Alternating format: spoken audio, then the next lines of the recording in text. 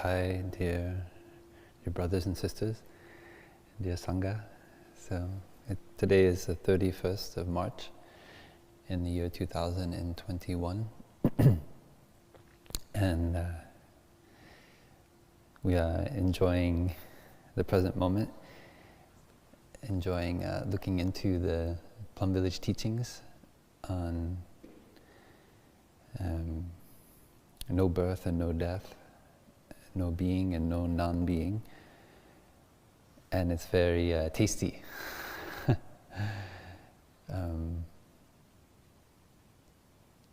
There are formal ways of teaching the Dhamma, like this kind of class. There's also the spontaneous teaching that happens when we live in community as brothers and sisters, and I think there's a space for both those kinds of teaching, and many in between. And as Dhamma teachers, we learn how to teach informally and formally. As for some of us, we only feel comfortable to teach informally in the way we live together, and others we only feel comfortable in a formal situation. We feel it's not easy to teach in an informal way. But one thing I love about the Plum Village teaching is that it happens in 24 hours a day, 7 days a week. So we live together, we see how our brothers and sisters live together, and we see how our brothers and sisters behave, and how we walk, how we cook, how we eat. And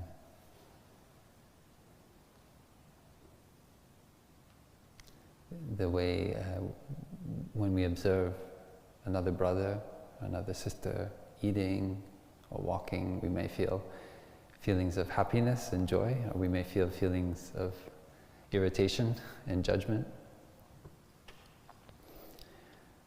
But all of that is a teaching. It's touching the wonder of having the five skandhas.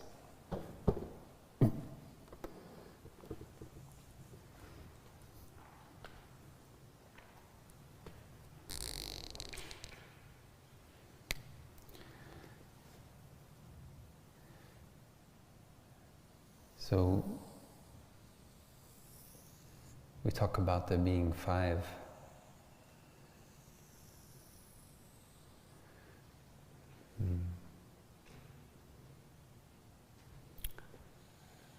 kind of slices. I don't know if I can do let's leave it like this. Like a delicious fruit.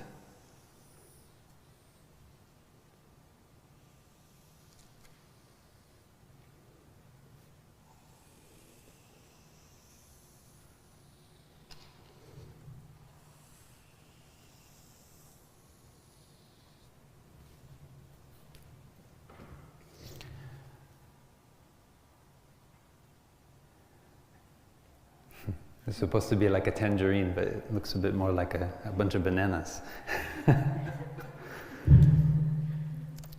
And so we talk about there being the body,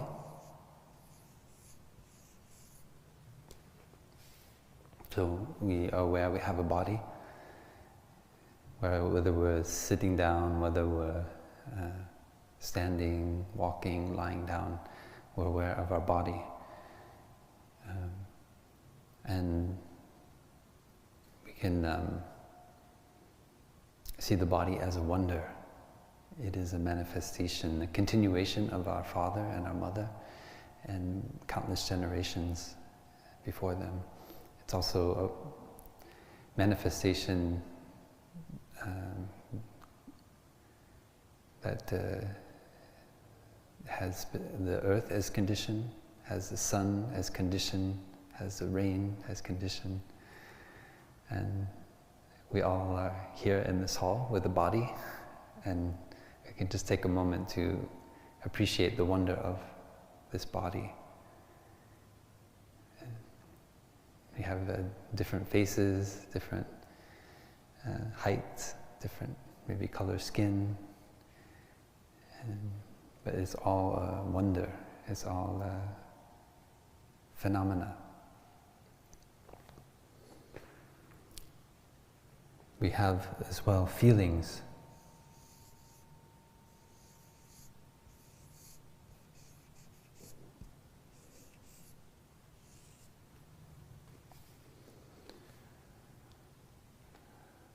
In any moment we can experience pleasant feelings, painful feelings, or neither pleasant nor painful feelings, or what we call neutral feelings. We can have a mix of pleasant feelings, unpleasant feelings. But there's some kind of feeling going on. That is the important part as far as mindfulness is concerned. We're aware that there are these feelings, and if you feel you don't have any feelings, you can pinch yourself and remind yourself sometimes, oh, I still have feelings. So there's always feeling going on, even if it's neither pleasant nor unpleasant feelings. We can be aware of even just the contact that our muscles make with our bones inside our body. Can be aware of our heart beating. I'm aware of the contact my feet make with the earth. That is a feeling. It is neither pleasant nor unpleasant, but it is a feeling. And so we have the body as one part of our experience. We have feelings, and we have perceptions.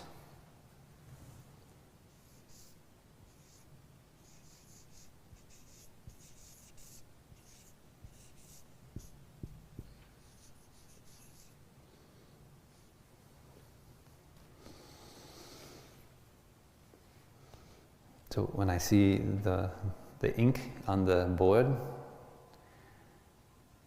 I see that is black. When I see the word perceptions, I have a perception about that word. When I see a feeling as being pleasant, that is a perception. So I perceive it to be pleasant. So there's the feeling, but when I put the notion, the sign, pleasant on it, that is a perception. So oftentimes, these things are rising together. We don't look at them as being completely isolated from one another. When I feel at ease in my body, that is a feeling, and I can perceive it. There is ease in my body. That is all within the first three of the 5 skandhas. The Sanskrit term for perception is samjñā.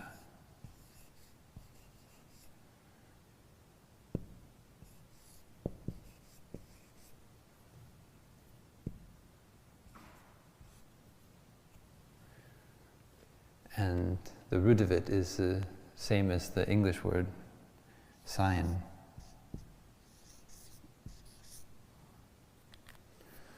So this is something that has characteristics, something you can recognize. Brown, the color of our robes, has a certain characteristic. So when I see the brown of the robe and I see the brown of the bark of a tree, or the brown color of the earth, then I can have a perception that there's some kind of similar characteristic or sign between the robe and the earth and the bark of the tree. So perceptions are practical. They help us to do things in the world. They're very rough, usually. They're not very exact. They're adequate for us to be able to know, for example, that we don't bump into one another if we're walking by each other, that we know well where our mouth is When we put food in there, we don't put it in our nose or in our eye, but we perceive well where the spoon is when we raise it, and we put it in our mouth. So that is at the level of perception. And we're always, there's a constant loop going on between our perceptions, our feelings, and our body, as well as our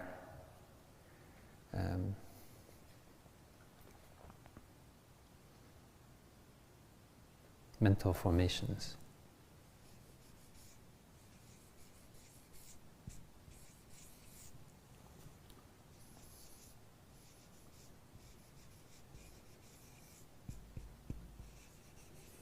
Not used to writing like that.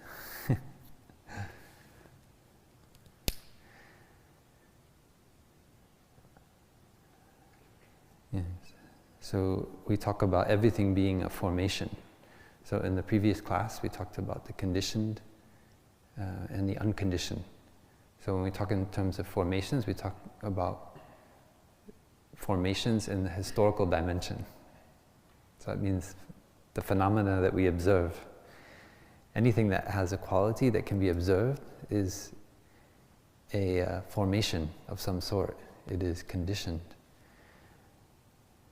And in particular, so we can say our body is also a formation, our feelings are also formations, and perceptions are also formations. They are all conditioned. So when we talk about mental formations, we refer to the formations that arise in our mind, like anger, like fear,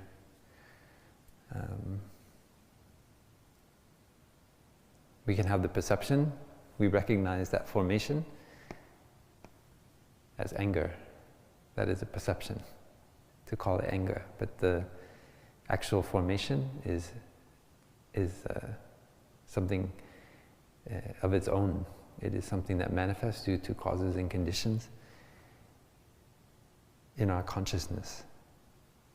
And that can lead to unpleasant feelings and bodily actions which are violent or aggressive towards ourselves, towards others.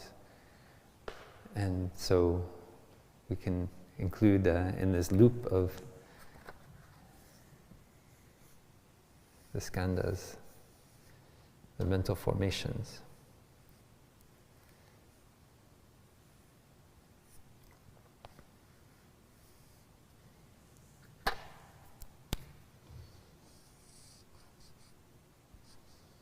Our bodily actions can lead to feelings, pleasant, unpleasant feelings. The actions of our body, as well as those of others, we can have perceptions about it. Where is that person located? We can have our perceptions about that person can give us feelings. Our perceptions can also give us mental formations. Like, that person's so unpleasant, or I just want to every time I see that brother, every time I see that sister, I want to go close to them and talk to them and smile and joke. So there's some kind of mental formation going on, maybe attachment to that sister or that brother. So just having the mental formation comes up gives rise to feelings.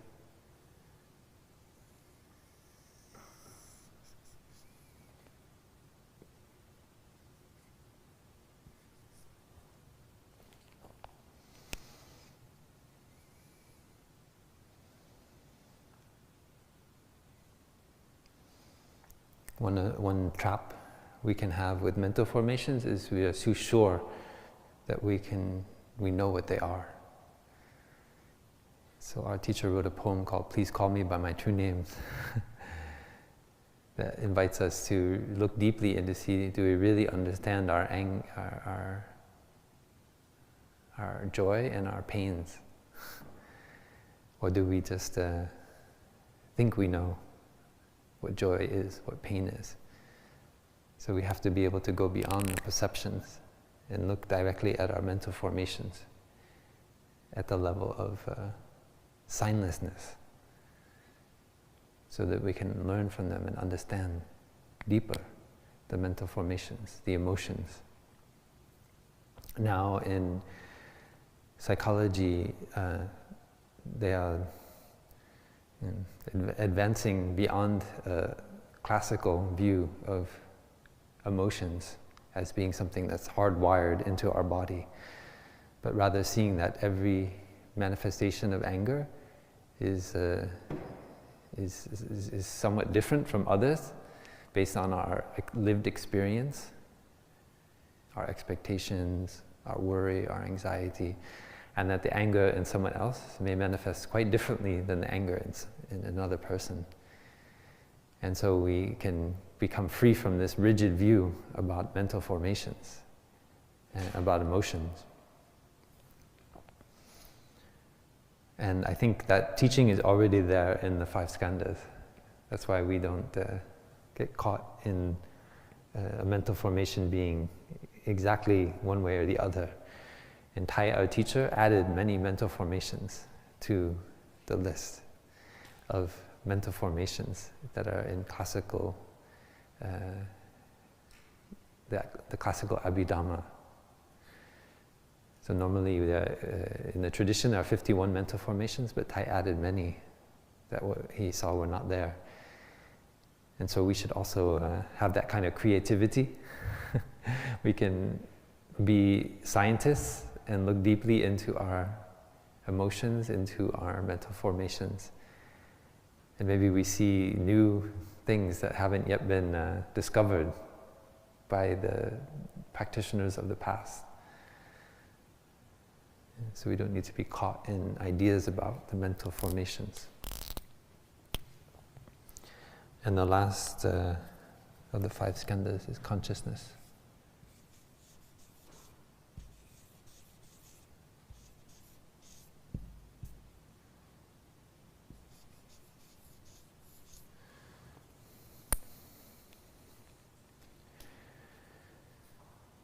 So when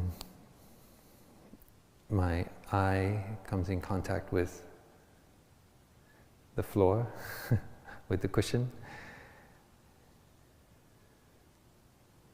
and the light reflects off of the cushion or the floor and comes in contact with my eye, that gives rise to eye consciousness. So consciousness is what arises in the contact between a sense object and a sense organ. And this is important for what we will learn today in the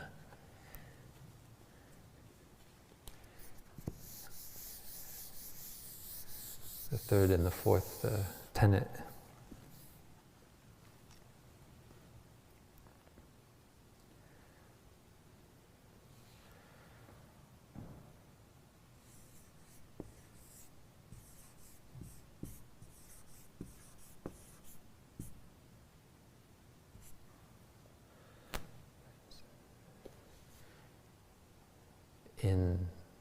We have sense organs and sense objects, and these are 12. So we have our eye, our ear, the nose, the tongue, taste, our body, and our mind that we understand as sense organs.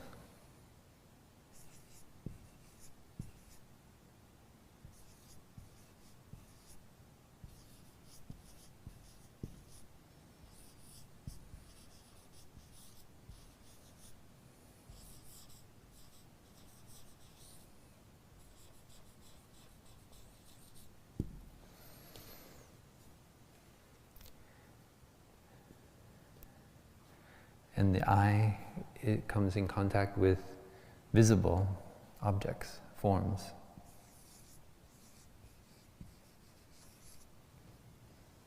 The ear comes in contact with sounds. The nose comes in contact with odors. the tongue with taste, the body with I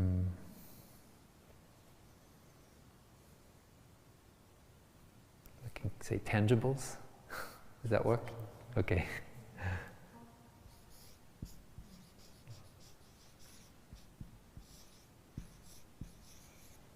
Tangibles, and the mind with thoughts.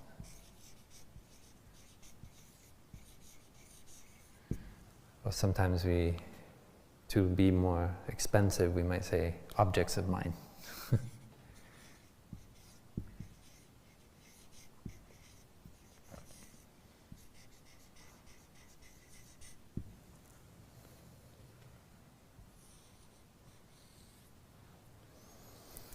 And so these 12 are the ayatana, the sense spheres that include the sense organs and the sense objects.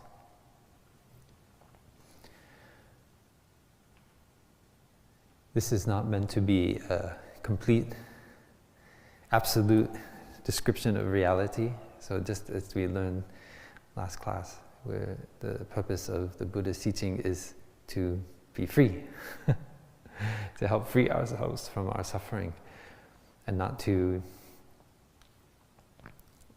just describe reality. We could also talk about, in our modern understanding of senses, other kinds of senses like proprioception. So the sense of where the space our body occupies.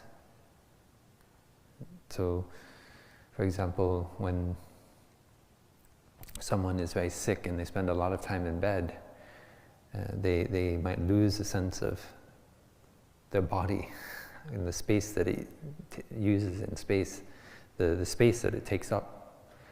And so when part of the training, when they come out of a coma or they start to move their body around, is to have that sense again of their body's location in space. And so it's not exactly a body coming in contact with a tangible, but it's also a sense.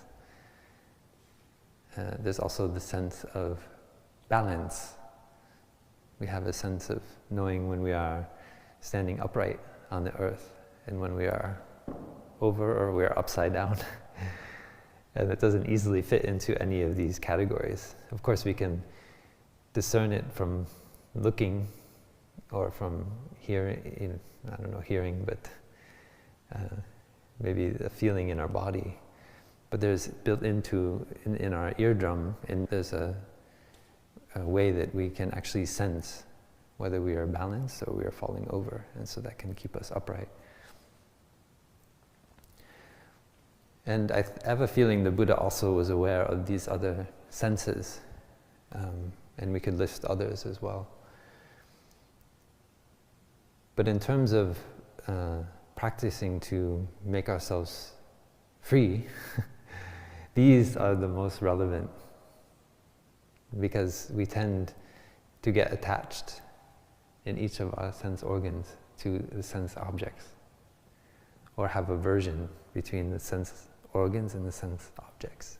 So our eye is captured by certain forms.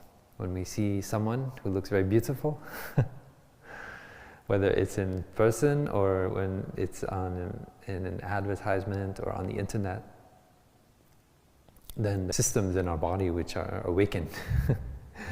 And just there's no sound, no odor, no taste, nothing else, only the form. We observe it, and then we feel some kind of craving. And we want to have more of those kind of forms. We want to consume through our eye more of those forms. So, at the level of the skandhas,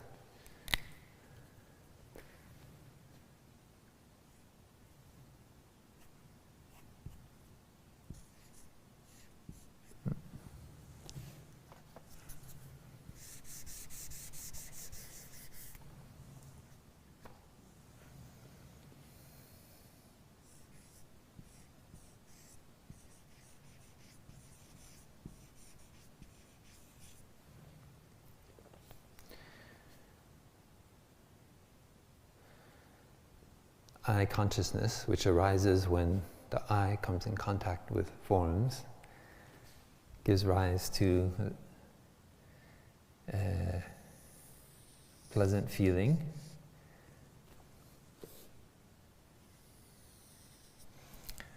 And we want to know and understand and categorize that feeling, so then we have a perception about that feeling. What we find attractive or pleasant in looking at that. And that can stimulate a mental formation.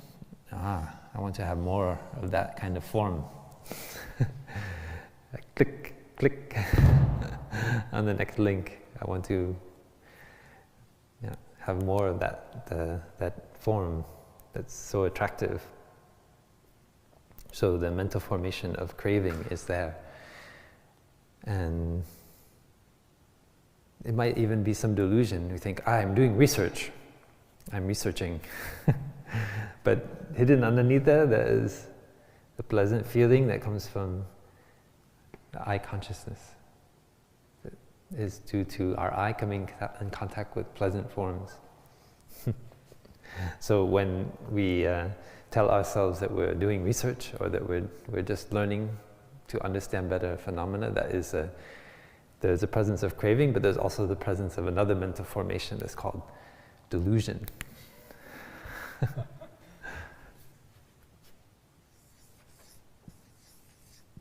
And this is a very important mental formation to understand.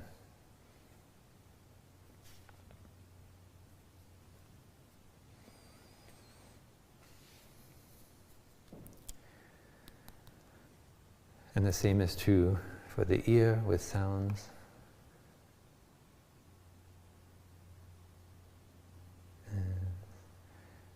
Recently I listened to some music that I hadn't listened to since I was maybe 12 or 13 years old. In the monastery we don't really listen to music, and I don't myself listen very much to music. But I was a musician before I was a monk, and I still play music in the community, but I don't like so much just to listen to music by myself. Because I know that I can get very attached to music. So I have to train myself. Because I know that attachment will lead to other things. And I was but sometimes when my practice is solid, then I will listen to some music that I really liked. And I pay attention to all the feelings that come up, the memories, the experiences, where maybe I first heard that song, what was going on in my life at that time when I listened to that music for the first time. Maybe in my band we played that piece of music, and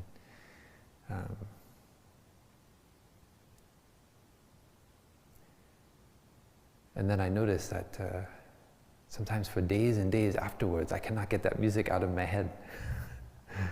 It's like it's echoing through my kind of the radio mixtape in my head. And when I go for walks, and I go for I'm going for walking meditation with the Sangha, and I'm following my breathing, being aware of my step, and that song is there in my consciousness. And it can be watering other seeds in my store consciousness. It's not a bad thing, but there's some attachment, there's some craving for the pleasant sound.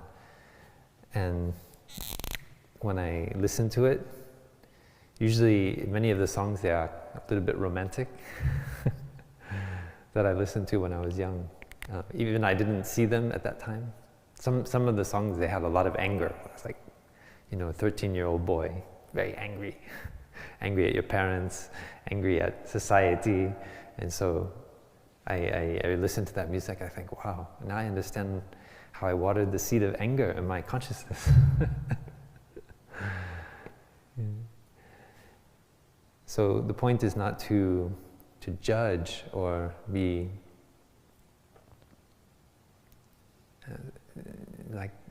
controlling or trying to suppress our craving or our desire. But it's to understand how it's functioning so that we can be free. Because somebody who has very little attachment can see forms, can see sounds, can see odors, and they are not affected. They have feelings, they have perceptions, but they are not caught by those feelings, not caught by those perceptions. And that is a Plum Village teaching. So when we eat our food, we don't look at it as being like something horrible that we, I don't care about the food. It's good food, we can enjoy it, but we notice when we go back for another serving, or we notice when we spend a lot of time and energy to make delicious food that we prefer. So there's some kind of attachment between the tongue and the taste, the nose and the odors of the food. And that attachment will lead to us changing our behavior. We want more of those kind of feelings. So then we look to buy, we get the shopper to buy that food for us special. Maybe when nobody's looking, we bring that food back to our room and we eat it in the corner by ourselves. One time when I was a novice, I moved into a room and I lifted up the bed and there are all these wrappers of Hershey Kisses underneath, like maybe 40 or 50, like a mouse had been there in the corner.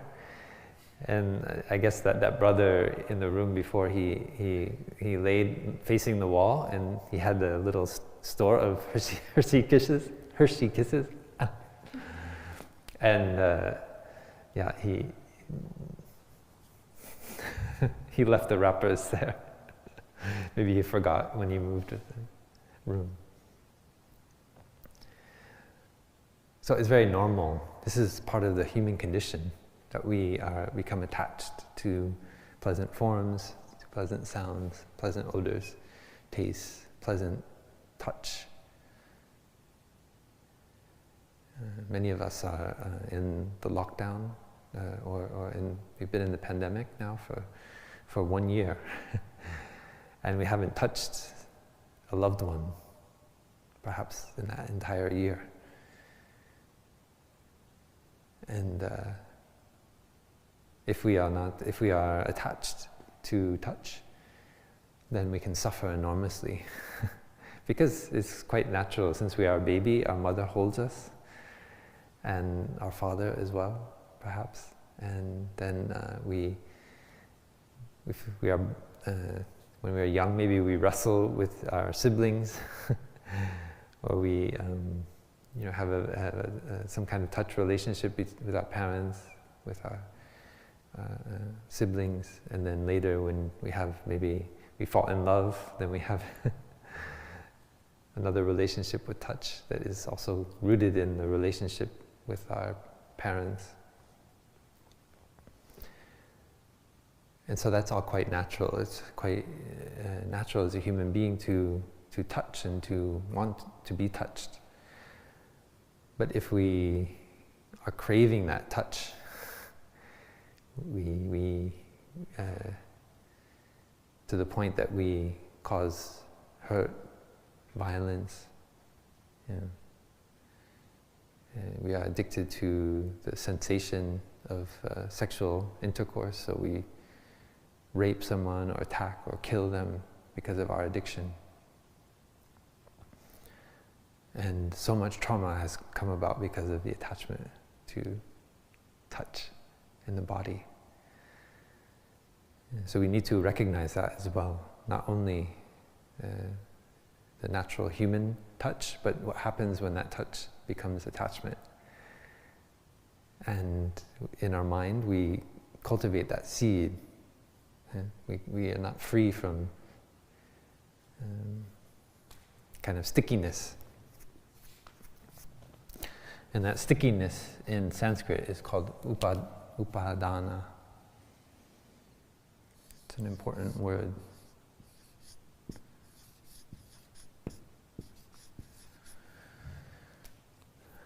And usually it's encountered together with the skandhas. So upadana skanda. This is in the earliest Buddhist texts. It's found in every tradition of Buddhism.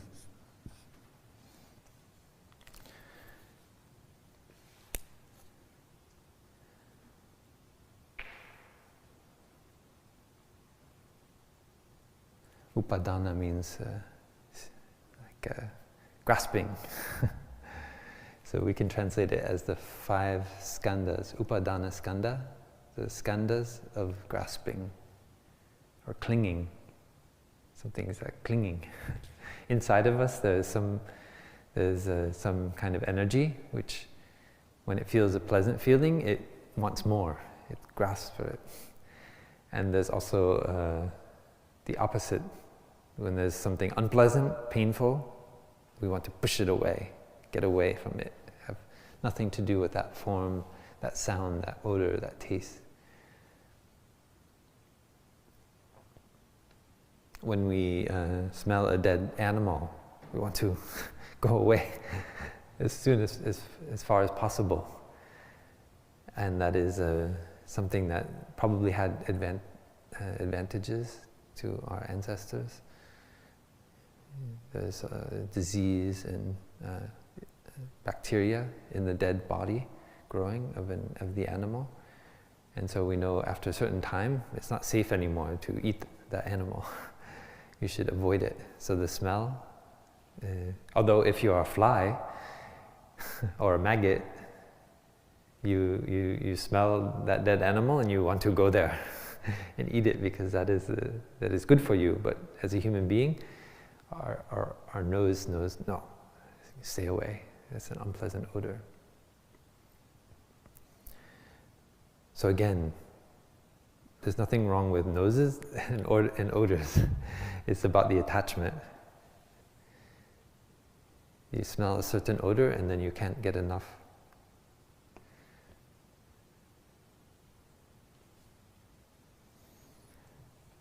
So what we're going to learn today in the 3rd and the 4th tenet has to do with understanding this basic teaching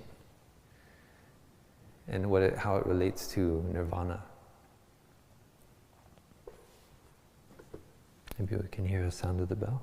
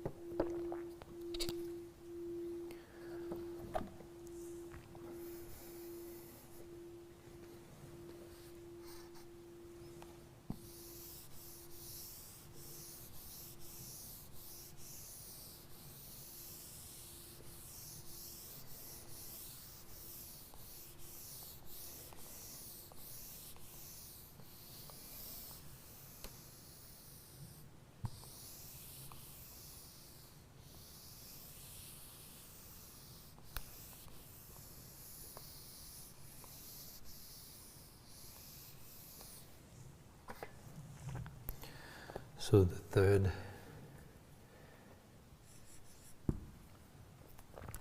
tenet, Nirvana,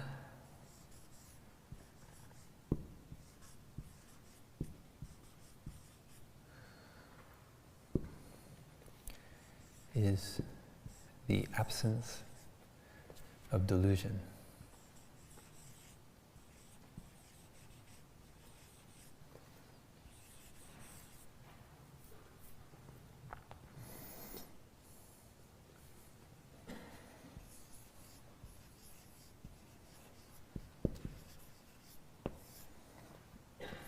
Avidyā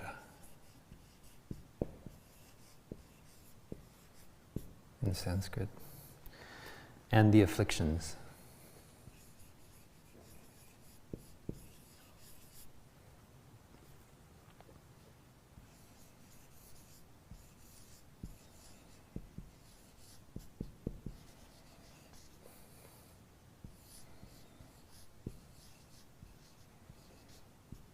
kleśāh.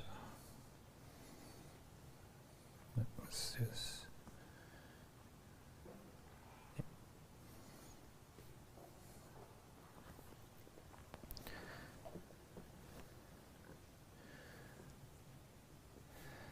So when we are infatuated with some form, some beautiful sound, odors, taste,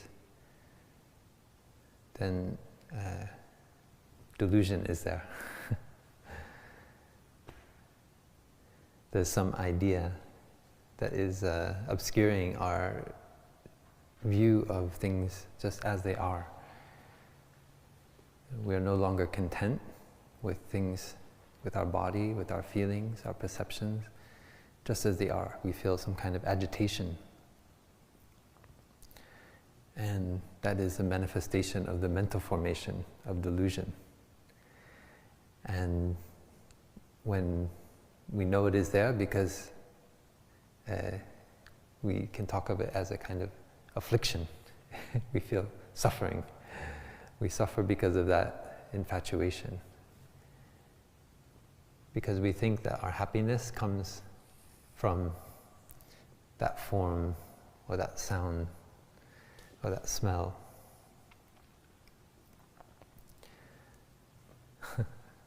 But somehow, no matter how much we get of that beautiful, attractive form, or the sound, or smell, the pleasure is impermanent.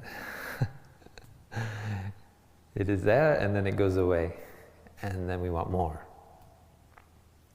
And if we are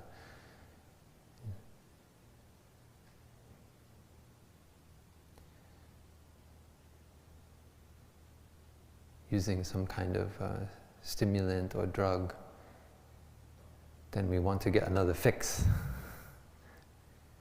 Because that is the only way we can feel we can feel pleasure, pleasant feelings. So if we are using an opioid and we become addicted, our body actually loses the capacity to generate joy. Not permanently, but during the moment of the addiction, the only way we can experience pleasant feelings, almost the only way we can experience it, is getting another fix. Just shooting up or taking that drug. And so addiction is built into the Buddha's teaching. The way, understanding addiction and the way out. When we know that true happiness cannot come from just getting that fix, having those pleasant feelings. When we observe it in our own experience by seeing the impermanent nature of those feelings, then slowly we can start to let go. We can start to find a way to somehow deepen ourselves, get that aspiration to live another way. We know deep in ourselves that happiness cannot come from just pleasant feelings. I think we all have that wisdom.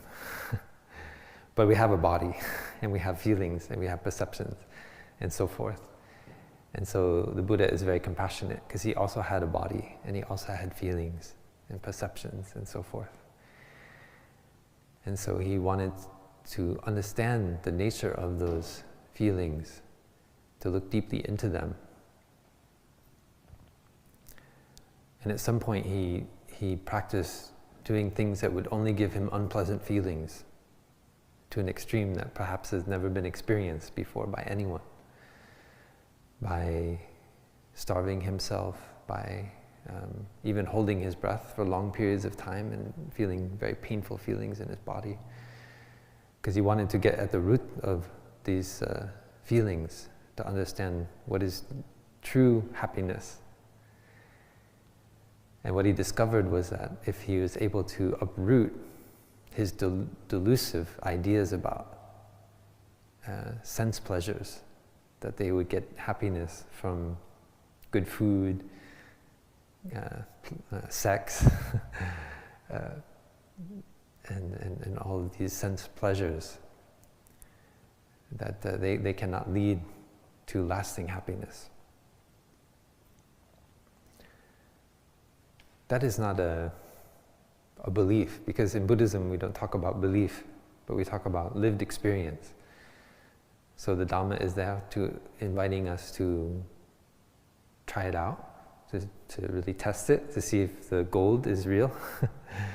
And if you or anyone else out there who listening to this, if you try practicing, looking in your own experience of pleasant feelings, and see that this insight is incorrect, that you've found something different, then you can propose it. And we'll all try practicing it. That is the spirit of Buddhism. You try it out. It's not just for the sake of believing these things to be true. All of these teachings are just to help us to practice, to understand our mind better. So there's the manifestation of something we call delusion that gives rise to afflictions.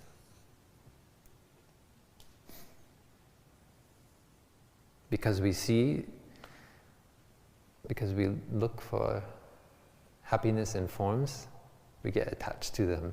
That attachment is an affliction. The stickiness, upadana.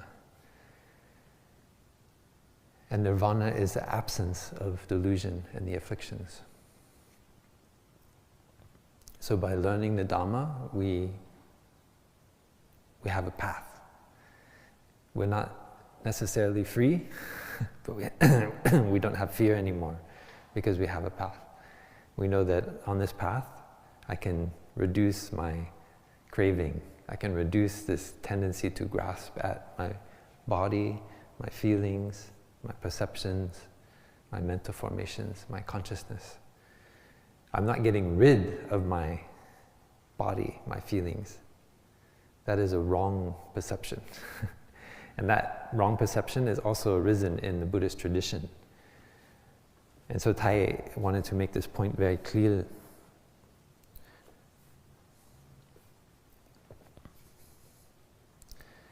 Nirvana is the absence of delusion and the afflictions, but not the absence.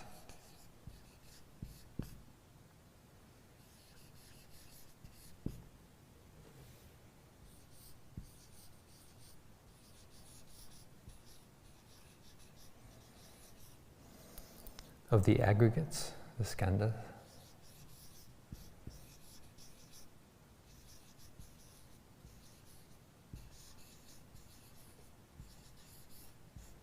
Usually the skandhas are translated as aggregates. They are conditioned bunches of phenomena.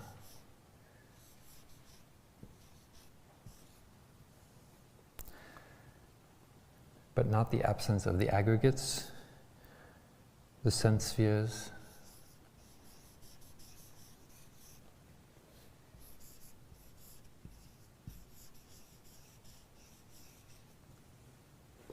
the ayatana.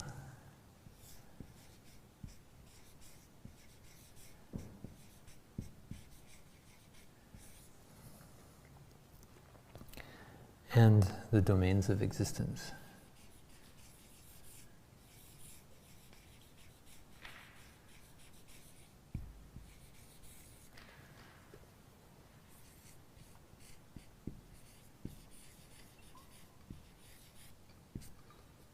Or dhatu.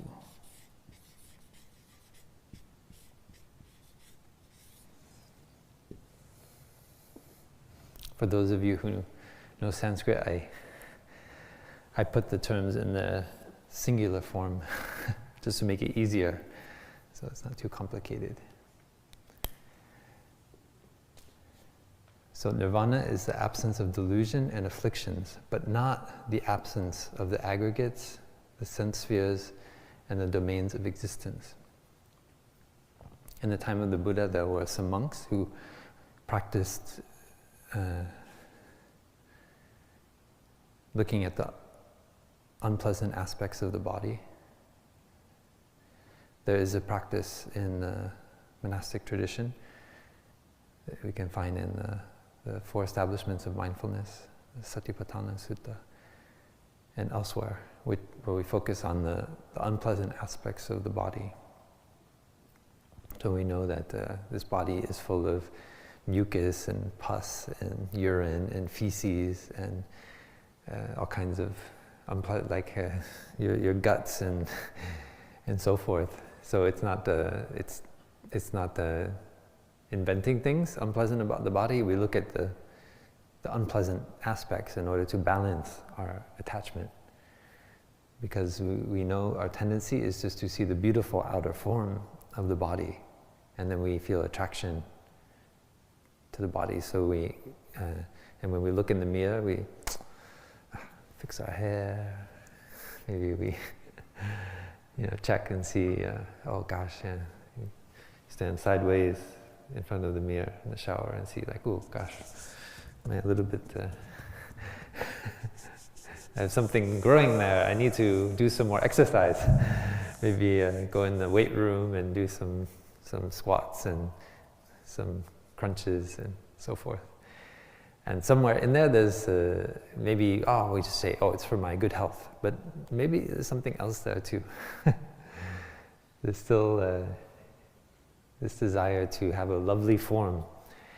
And so in order to balance that attachment to the lovely form of our body, in our own body and also in the body of another's, we do have a practice of looking at these unpleasant aspects of the body. And sometimes I do use that in my practice. Like if I see a beautiful person that I feel attracted to, then I try to focus on their lower intestine and the feces that are there, because their bowels are not less there than their beautiful face, but my tendency is to look at the beautiful face and not think about the bowels. And so I try to balance and say that person also has things that are not so pleasant necessarily. But there were a group of monks in the time of the Buddha, and they hadn't had the full teaching of the Dhamma, and they only heard that teaching, and they held onto it very strongly. And at some point they felt that their body was so repulsive that they actually committed suicide. They killed themselves and each other in order to get rid of this horrible, repulsive body. And so that is misunderstanding that teaching. That is a danger always in the Dhamma, that you take a teaching which is a skillful means to help us to become free from our attachment, and you bring it to the absolute. You become dogmatic about it. You say, the Buddha said the body is repulsive, so I should get rid of this body. And that happened many times in the Buddhist tradition. And so we have to be very skillful as practitioners. Thay invited us always to be skillful practitioners. Don't be stupid, to put it very. But we're all stupid, right? We all have some kind of delusion that's going on. And so that's okay. But we can practice. We come together and we remind each other, don't get caught in that idea. Don't be dogmatic about that teaching.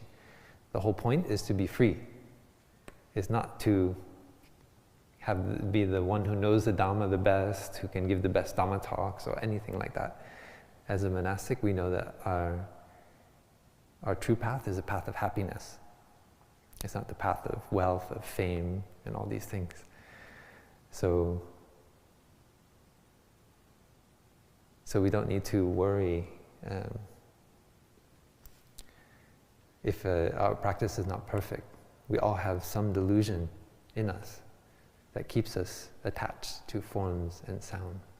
And I should say that when we talk about attachment, upadana, we can translate as attachment or grasping. Sometimes in the West we can feel according to modern psychology, that we need some attachment. And we think of the emotional bond between a baby and the mother when it is young, and it depends, it's so vulnerable, the little child, and it depends on the love and the care of its mother.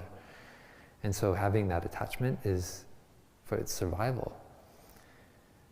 And we can also talk about the deep attachment between two people who have lived together and suffered together and deeply understand one another. Thay called it tenet. Yeah, this kind of love which is very deep and meaningful, that happens over a long time. And we say, this monk, he talks about getting rid of attachment.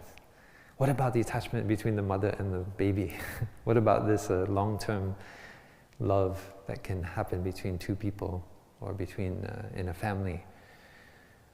And I think we should not get too caught in the term. What we should look at is whether that grasping energy is there. So I prefer to use the term grasping. When there's deep love, there's no need to grasp. We let our love be free. We don't need to be with that person all the time, hold on to that person, hold on to their body if they are dying from cancer. Try to stop the dying from happening. When that is the nature of impermanence. This body is born and it will die. But rather seeing the beauty of that wonder, of the impermanence of that person's body, the impermanence of our own body, that should fill us with a deep sense of wonder. And with that sense of wonder, there's no attachment. So it's very wholesome. The Dhamma is a constant path of getting in touch with the wonders of life, over and over and over again. But when we are grasping at things, trying to get the feelings out that we want, the pleasant feelings, we usually miss almost all of the wonder of life.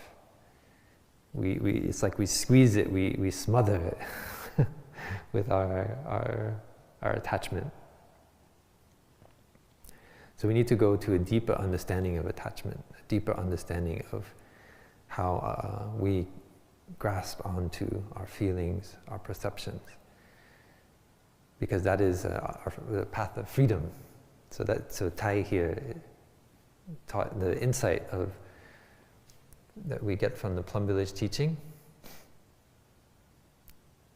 is that Nirvana is the absence of delusion. So we no longer believe, and we practice with our eye, our ear, nose, tongue, body, and mind to let go of the grasping towards forms, sounds, and so forth. And then the afflictions that arise due to our attachments become weaker. Yeah. So the obstacles to our practice become less and less.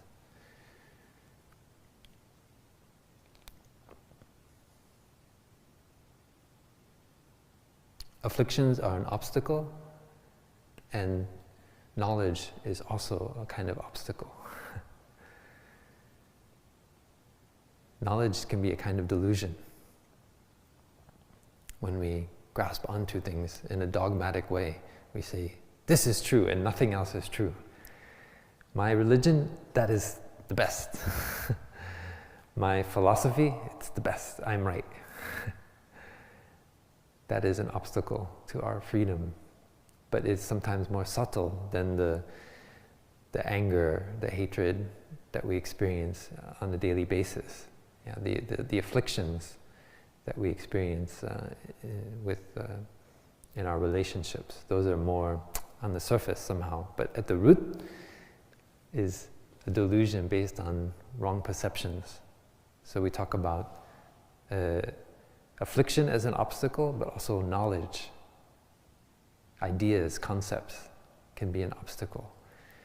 The path is to free our mind. We don't need to have any concepts. Yeah. We can live, we still breathe, without any concepts. It's incredible. When you're sitting in meditation and you get that insight, it's such a beautiful moment. I remember early in my practice when I just had that insight, I don't have to think about anything. All my life I've been trained by my education to have thoughts and ideas, especially big, important ideas and important concepts, and solve people's problems, solve mathematical problems, solve engineering problems, whatever. And yet, I can be happy without any of that. I can be happy just letting go of any concept and just breathing. I notice my heart is still beating, my body is still there, alive, but my mind is clear. That is Nirvana. That is touching Nirvana, the unconditioned. It is freeing ourselves from our delusive notions, and then the affliction cease. But what we misunderstand is that we think that touching Nirvana is only happens when it's permanent. Like we do it forever.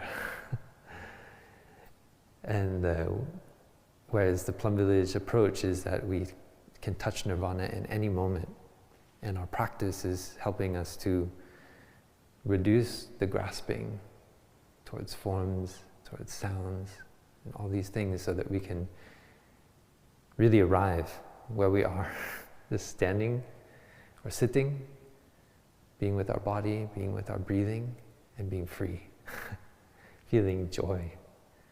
It's like you unleash the floodgates of happiness that is already there. It's just been blocked by your grasping. So all the conditions of happiness are already there, but there have been these obstacles that are getting in the way. And so we weaken them by understanding, cultivating understanding of the nature of things, not getting caught in delusive ideas or notions, so that our afflictions are reduced. We look at the non-self nature of someone that we're in a conflict with, and then suddenly we become free, because we see the suffering in that other person. We don't see them anymore just as our enemy, but we see them as somebody who is a continuation of their father and their mother, of the culture, of attachment to forms, to sounds, to odors, and then we have compassion and understanding, and we can remove the delusive concept of that person as our enemy, even if they do really horrible things to us and to others. We see rather a person who is suffering very deeply. So all of this is connected to our compassion. So touching Nirvana is not some kind of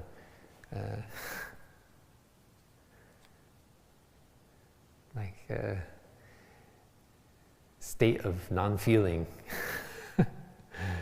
You can still feel, you still have perceptions, you still have consciousness, and so that is the next part, but not the absence of the aggregates.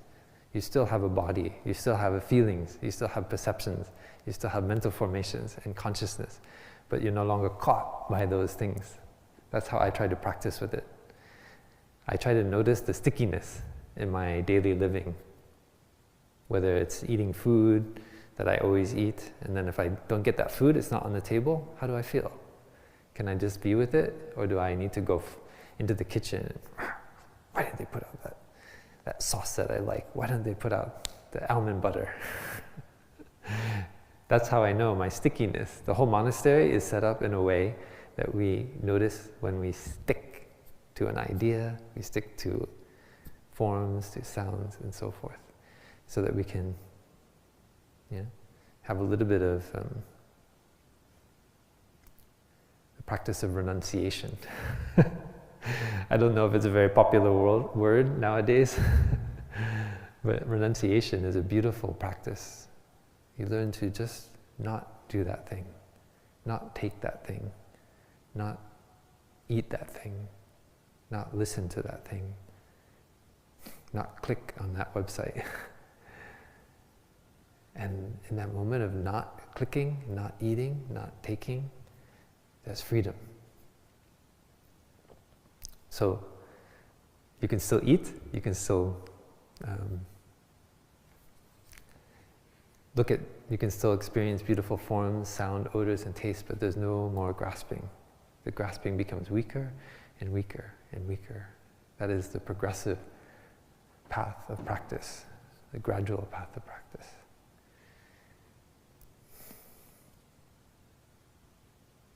And we can listen to a bell.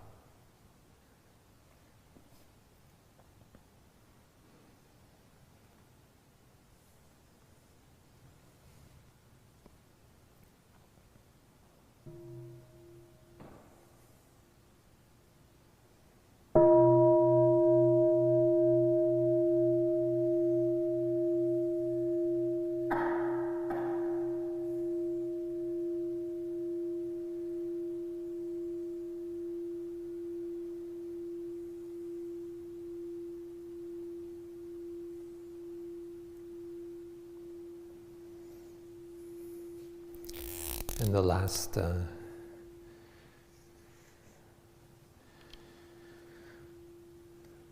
element that is still present, even when we touch Nirvana, we translate as domains of existence, or the realms, the dhatu. So there are 12 ayatana and 18 dhatu. 18.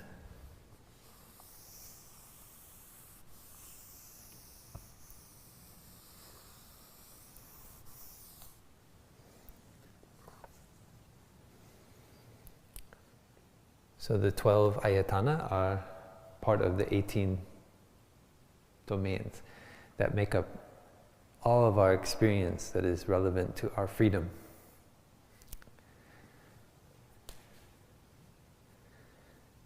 So the eye, in contact with forms, gives rise to sights, or eye consciousness. The ear, in contact with sound, gives rise to ear consciousness. That is also a domain. So our awareness is part of our experience, right? As one of the 5 skandhas, consciousness, eye consciousness, ear consciousness, nose consciousness, tongue consciousness, body consciousness, and mind consciousness. So together with the 12 ayatanas, those 6 kinds of consciousnesses make the 18 realms of existence. And those continue even when we touch Nirvana. They are not absent. In the Buddhist tradition, and even in the misunderstanding from Western scholars of studying Nirvana, there came the idea that Nirvana is annihilation. Just like in the past, at the level of these monks who killed themselves, tried to get rid of their body. Also, there was a misunderstanding that Nirvana is like some kind of annihilation.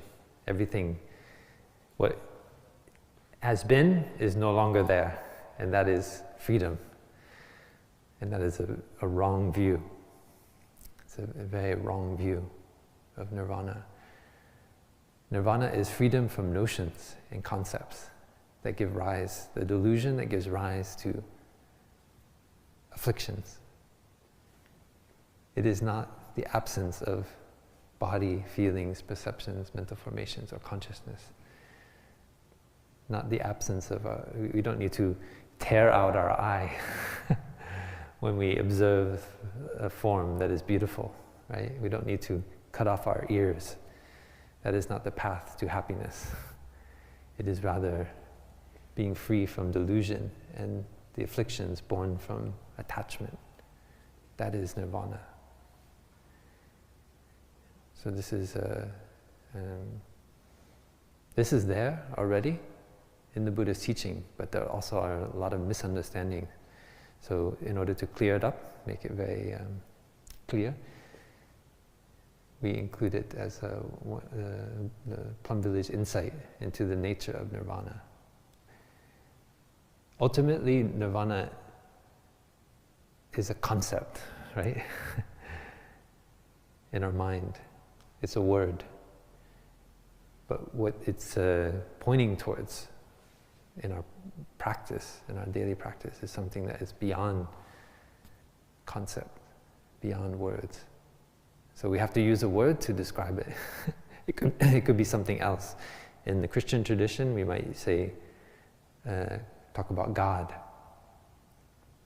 And a deep practitioner of Christianity would not see God as necessarily as a person, but as something that is beyond, something that is the unconditioned.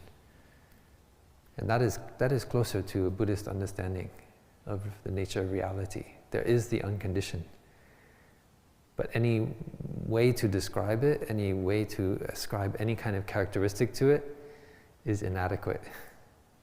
Even these words, we have to let go of those words. They are just skillful means to help us to see how to look into our mind and how to practice, to reduce the grasping so that we allow that bliss, that joy from the freedom of renouncing our attachments. It's wonderful. They call the wondrous existence. So touching Nirvana is wondrous existence. And we can do it with a body, with feelings. With our 5 skandhas, we can bear witness to the unconditioned. So we can see the skandhas as a wonder. It's not something that we need to get rid of or feel is repulsive. Try to get rid of our feelings. That is that kind of attitude leads to all kinds of mental illness. When we just want the feelings to go away, we want to annihilate our feelings, we want to annihilate our perceptions. It's very violent, this kind of attitude. And whether or not we're a Buddhist practitioner, we may be doing that to our own body, to our own feelings. And so this third tenet helps us to become free from that wrong understanding. Okay, so we've come to the end. So we'll have to leave the 4th tenet for next week. And we hope anyone that joined for the first time, you have a chance to listen to the first 2 classes. We'll continue going through the 40 tenets of Plum Village for as long as we can. Thank you for listening.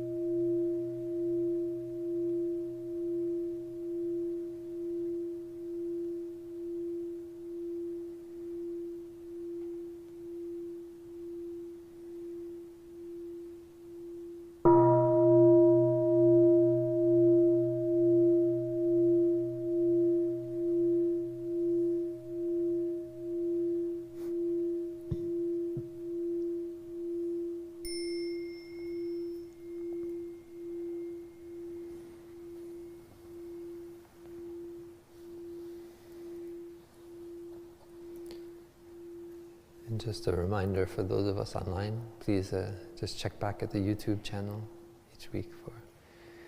We try to post 7:30 Pacific time, the live stream of each talk ahead of time, and there's also there should be in there the link to the 40 tenets, so you can look at the tenets ahead of time before the class.